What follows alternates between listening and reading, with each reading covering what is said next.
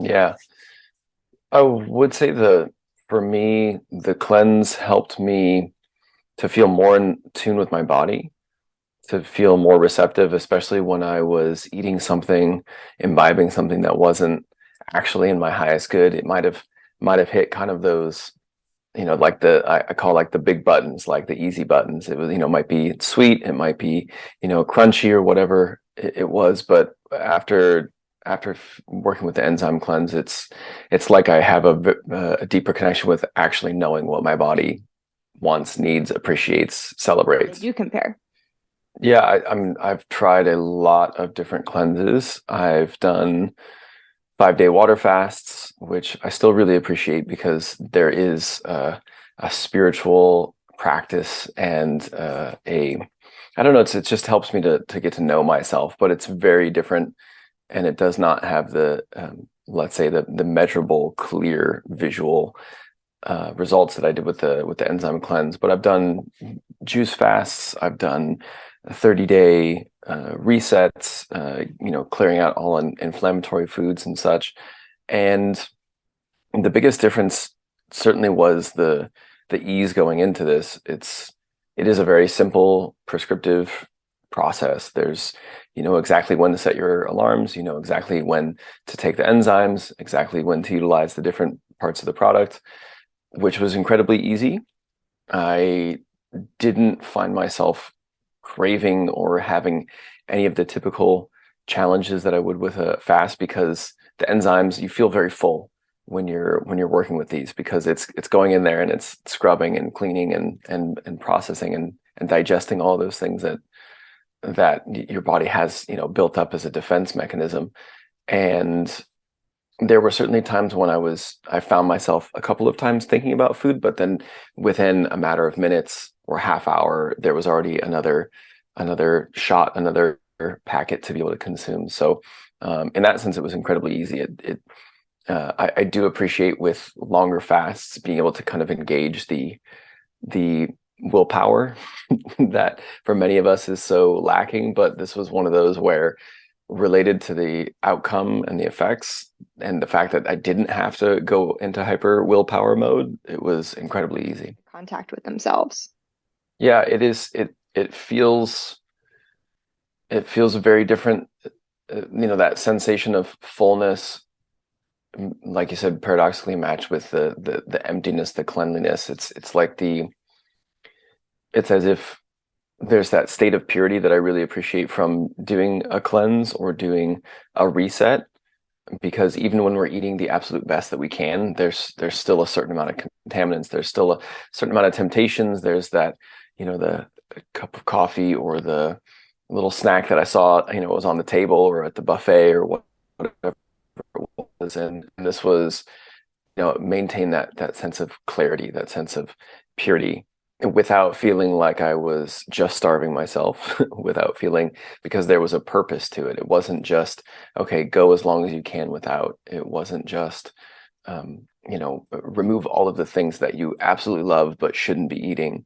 It was just, hey, let's take 36 hours, let's reset, let's utilize these, this powerful concoction, Mother Nature's own medicine, delivered in such a way that helps to bring more clarity to your system.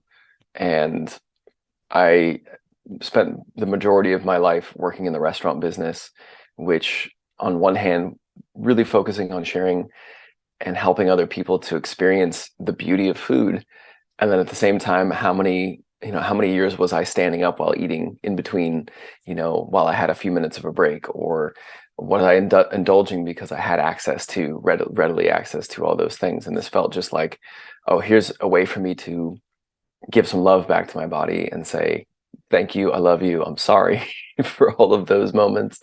And then going forward, I can be more conscious about what it is that I'm putting into my system and knowing that my system will receive it instead of always having like the extra intense defense mechanisms built up, because how many times in the past have we knowingly or unknowingly, aggravated our system? I did the intestinal. I had done a liver cleanse, a different protocol a few months before that, so didn't feel the call for that one specifically. I had actually given a lot of attention to my liver since about 3 years ago. I quit drinking alcohol, but my career was focused as I was a professional wine taster and I was working in restaurants. So for me, I knew that there was something there that I needed to really tune into. But I feel like for me the gut was the main focus, especially the intestine, because um, wanting to feel more grounded in my body, wanting to feel more, it was almost as if I had felt a lot of confusion about being able to listen to my own body, to my own truth. And so the more that I could clear out that old junk, those old beliefs, and the actual old physical residue, then the more that I could trust myself, the more that I could trust myself that I was, okay, is this food actually really good for me? Or is it just that I read that it's supposed to be good for me? And then I can start to listen to my body. And this is something that I encourage for my one-on-one coaching clients who are looking to make big shifts in their life, is that I can't tell you what it is that works for you. Your body knows how to tell you what it works for you, but have we actually been listening to the body and cultivating that relationship? And also, has the body been liberated from all of those things that are stuck in the way? So it's like, are we able to tune in? Are we getting a clear transmission? Are we able to hear? Because if the whole message is muddled and we're not paying attention, you're never going to get anything. You start to pay attention, but the message is still muddled, then you might be able to understand a little bit, but it's really about clearing that channel. And so that for me was a huge motivation to do this. And seeing so many other people's results, whether you want to see them or not, the photos are there. And I mean, certainly my experience was, once things started moving through me, there was this almost sense of satisfaction. There was a sense of repulsion, a surprise, a curiosity, like a little, like the inner child just going like, oh my God, what is this? And it was such a funny experience, because we have been taught since we were young. I would say most of us, certainly in the Western culture, just don't look at it. Don't want to look at it, don't want to smell it, don't want to think about it. Anything that comes out of the end of our chain, which is this powerful, movement from the mouth down to the tip, is like, we have this capability, this capacity to receive so much nutrition and nourishment from our environment, but nobody wants to look at what's actually coming out. Nobody actually wants to look and pay attention to it. But when we can honor that curiosity, we can learn so much about ourselves. So I was really grateful for that. Certainly just having results that quickly, and then being able to feel more in tune with my own intuition, being able to feel more in tune with, okay, I do muscle testing a lot of the times to be able to listen to, okay, what is my, is this good for me? Is this going to be, inflammatory or damaging for me? But then how am I going to really get that clear answer if my whole system is still caked in layers and layers of the body's own response to basically try to protect itself from the outside environment? And somebody put it to me really well, that it's like inside of your digestive system, this still actually outside of you. Like there's this hole that goes from like all the way from one side to the other. And it's like the outside environment is still there, even though it's inside of you. That's the outside environment. And then your body is taking from that environment and then pulling it into your actual body system. So it's like that perception that we have our skin on the outside and it protects us from these foreign objects, environments. But the same thing true for our internal intestinal system, is that we have this, it is our skin, and then we break down, digest, and pull it into us. And then the question is, what, has our skin, has that protective layer been formed because, we've been constantly beating and abusing our system so much that it has to callous, it has to build some sort of resistance, because otherwise, who knows what we're going to end up having. So it's been really a gift to be able to get access to and to connect with this, which was so simple, effective, and didn't have to be, there's a benefit to longer term fasting, there's a benefit to longer term willpower exercises, but this one didn't have to be that, which was a beautiful thing that I've done before.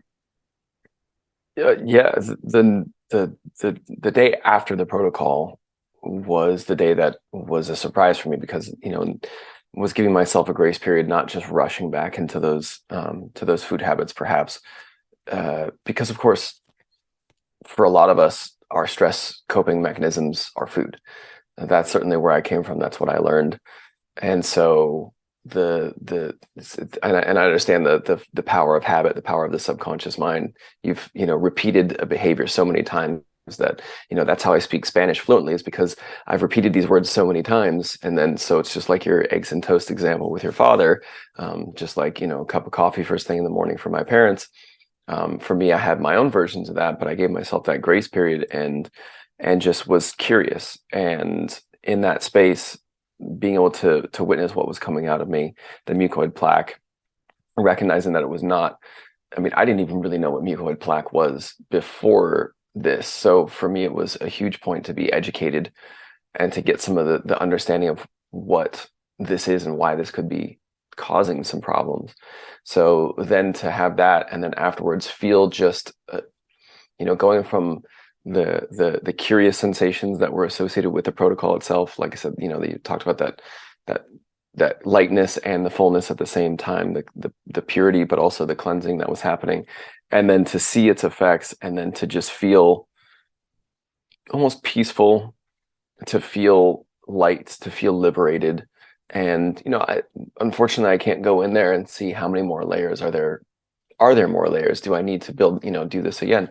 But I am feeling more centered in myself. I'm feeling more confident when I do reach out for food, and I'm able to catch myself and know and witness those behaviors when they happen of, am I doing this because I'm actually legitimately hungry, because I'm nourishing myself, or am I doing this because, wait, I'm going through some stress?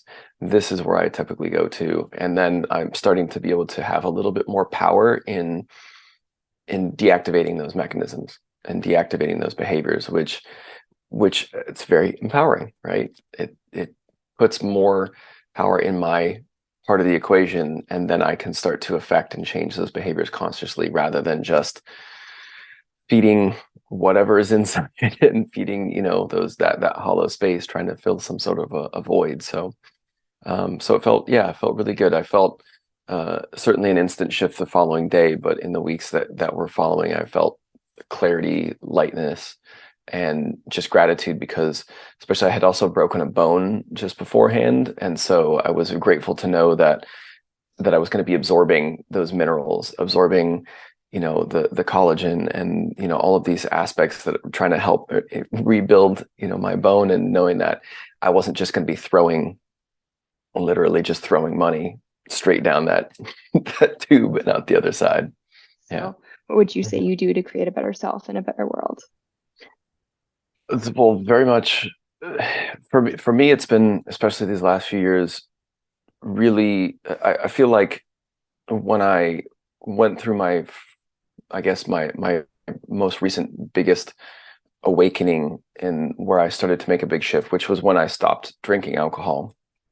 Committed to taking a year off, and then I felt like I felt like I had been given the keys to a vacation home, which is my body, but that no one had been in there and done anything for 20 years or something. And I was in the process of opening the door and flipping on the light switch and looking around and going, oh my God, like this is, I can't believe this is what I've been dealing with. I can't believe I've had this and haven't been paying attention to it. And especially with alcohol, really just numbing my body, numbing my sensations, numbing my connection with the inner space. And so for me, it's helping encourage people to take those steps towards sitting with themselves, towards understanding, why is it that I have these patterns? Where did they come from? Recognizing that it doesn't really matter exactly who did what or when or why. It's just taking responsibility for it and owning it, so that then you can choose to take action. And the way that I help the world is by learning how to be the best version of myself. It's like my project is myself. I am here to reach to reach the highest capacity of awareness, of consciousness, and awaken my magical abilities, whatever they may be, here in this human form, not accepting the rigid definitions of what a human is or what a human can be, or however long a human's supposed to live, or what health is supposed to look like according to someone else, and just really exploring that for myself, and in that process encouraging others to do the same thing. And it's you know, it's like any of the great epic tales of, you know, whether it's the Odyssey or something like that, these ancient myths, these great epics, these heroes' adventures, the hero's journey is, it's not always pretty, right? You know, it's not pretty when you're sitting there drinking these concoctions and in order to cleanse and clear out and remove these wild defense mechanisms that our body has come up with just to be able to survive, because it's incredible how well the body will just will avoid death. It's incredible the life that wants to express. And being able to go into those dark spaces, being able to witness ourselves, being able to look at myself in the mirror and then choose life, choose love, like you said earlier, and that was so well put, is feeding the life that's within rather than just constantly fighting. Because, you know, we live in a world of conflict, and we don't need more conflict. We don't need more separation and confusion. We need and desire wholeness and life and expression. So for me, it's about choosing every day to get up and live the best version of myself, being able to honor that it might not be exactly what my rigid expectation is, or whatever that might be, but also learning that I can be an example for those around me, because whatever I do ripples and affects those around me. You know, the changes that I've seen my parents make, just even by some of the simple things that they used to make fun of almost for me, or they would get confused about. And then now they're buying more organic produce, and now they're buying, you know, trying out supplements or certain things that are more supportive of what it is that they actually need, and recognizing that food is your medicine. And staying a little, you know, there's still some big leaps to take, but that's just one example of how everything that we do ripples outward. So yeah, share the story, express what you're going through, and don't be afraid to speak about it, because whatever it is that you're going through, whatever it is that you're suffering, guaranteed at least 1 million people are going through something probably pretty close to the same thing. If it is, maybe it just rhymes, you know, but yeah, that's something that we can do, is just share our story, however ugly it can get at sometimes, and realizing that it's still beautiful because it's part of our story. You just got to be curious enough, and willing to explore that. And because yeah, you got to be able to make some of the mistakes along the way. It's like, how many times did you try something until you got to something that really worked, and then you really want to share it? Yeah, you know, I've done the ultra vegan diet, and that was, by some measures, it was great for me. You know, I lost weight, which was, I guess, good. That's what I thought was good at the time, but my joints ached and my bones, like I didn't feel healthy. So, you know, that's where I had to release the dogma and go try something different. And that it was the combination of curiosity and maybe the dissatisfaction of the way things were, or, you know, the way that I was painful enough to where I was willing to go and choose something that's also painful, which is change. But that was going to ultimately provide something greater for me. And so, yeah, and it's a never-ending journey, and that's all right, because you know, we grow until the day we die, and then we move on to something else, and might as well keep going. You know, one thing that I'm not so much afraid of death as I am of stagnation. Beautiful. I mean, even cleansing can be very unhealthy if we do it over and over again. Like you said earlier, that you put yourself into stress. You know, so yeah, there's it's that trick of, we want to be something greater than we are, and also loving yourself exactly where you are and how you are. That's been the biggest one for me. And it's not easy, but you know, even the looking in the mirror thing, you know, growing up, looking in the mirror was always like, okay, let me figure out what immediately is wrong with my face, with my hair, with my clothing, and then I'll be ready to go out into the world. And so it's remembering to also say, oh, I'm beautiful. Look at that. Look at how I am. Look at how radiant I am. Or, honoring whatever place that you are at. So, but it is a beautiful journey. Health is a certainly one of the most rewarding journeys that I've been on, is reclaiming the health. And it took stillness. It actually, my meditation practice, that stillness is where I realized and recognized that I needed to change something in my life, which is how I came to the point where I could listen to all of the signs about removing alcohol from my system. And that was a big thing, because that was who I identified as. But I'm grateful for it. And then there will always be something else. There's always a little bit more health, a little bit more vitality, a little bit more wellness that we can express. And when we do that, it spills out and pours out and affects those that are around us, whether it's just by them being in the presence of somebody who has that energy to share, or is creative and expressive, or who listens to their intuition, who knows how to listen to their gut because they can clearly tune in, or by people actually choosing to make better decisions for themselves. And so that's why I'm grateful to be able to share about these experiences, is because it'll encourage other people to at least get curious about what can be done differently.